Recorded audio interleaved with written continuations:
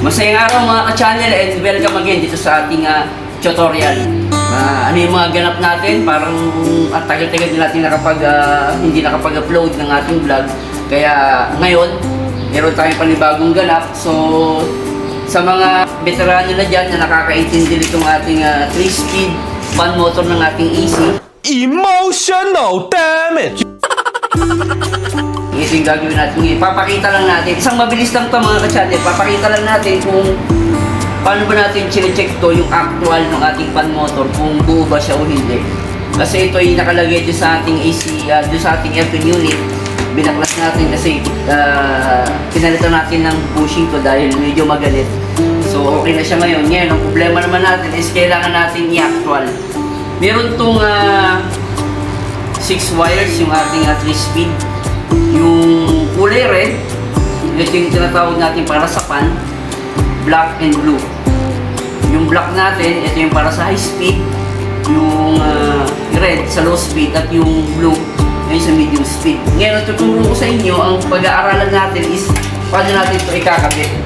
Ngayon mga ka-channel, kung maaalala nyo, itong vlog na yan, yung vlog na yan, tinuro ko dyan kung paano yung paggamit ng lamp tester. Napakaganda nung lamp tester, gamitin talaga yan katulad ng mga ganito.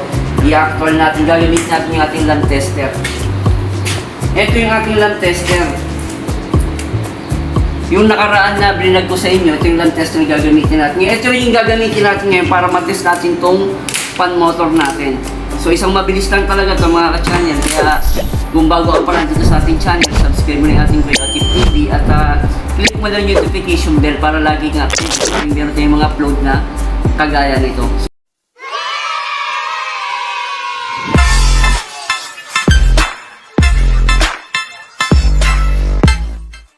Ngayon ang gagawin nga natin, i-check natin yung ating fan motor gamit yung ating lamp tester para malaman natin kung buo ba yung windings itong ating 3-speed fan motor.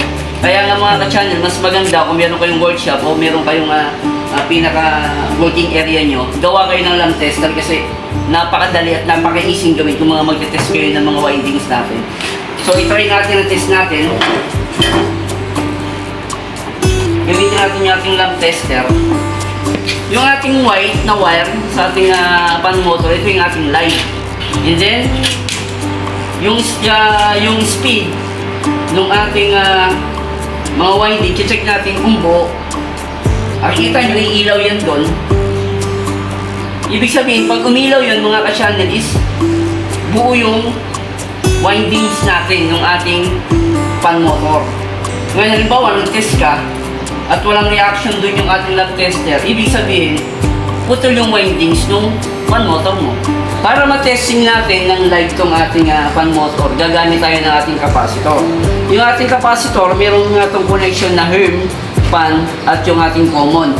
Yung ating common, lalagyan natin yung sa ating common na white na wire para sa ating fan motor. Tapos yung brown, lalagyan natin sa fan para matesting natin to yung ating speed na high speed, low speed, saka medium speed kung aandar ba itong ating fan motor. Lagyan natin yan sa yung white sa common, yung brown sa fan. And then, ito yung speed. Yan ang gagamitan natin ng ating lamp tester. Ngayon, papakita ko sa inyo, makikita nyo mga ka-channel kung buo yan. Kasi unang-una, kung buo itong ating fan motor, iikot to ating shop. Siyempre buo eh. Ginagawa mo? Hindi naman siya buo, hindi siya iikot. So ngayon, gamitan na natin yung ating lamp tester. Ililipat na natin yung ating lamp tester sa live. Mag-ingat lang tayo, lalo na mag-test tayo ng live. Unang-una, siyempre, ilalagay na sa 220 volts yan. So, hindi mo siya pwedeng i-short ng ganyan kasi sigurado puputok yung electrical mo.